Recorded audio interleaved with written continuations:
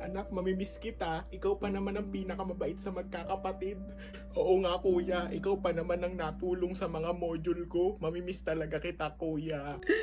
Sayang naman. Gusto pa naman sana kita. Sorry kung ngayon ko lang nasabi to. Na-crush kita. Naku, bakit ngayon niya lang inamin na gusto niya ako kung kailan patay na ako? God, ibalik niyo po nga ako sa lupa. Aaminin ko lang sa kanya na crush ko rin siya. Okay, sige. Yee, sana all. Sige, babalik na kita sa lupa. Yes, magiging kami na ng crush ko. Hoy, crush! Oh! Buhay ka pa pala? Crush mo din pala ako ah. Crush din kita. So ano, jowa na kita? Baliw, hindi ko yung kausap ko.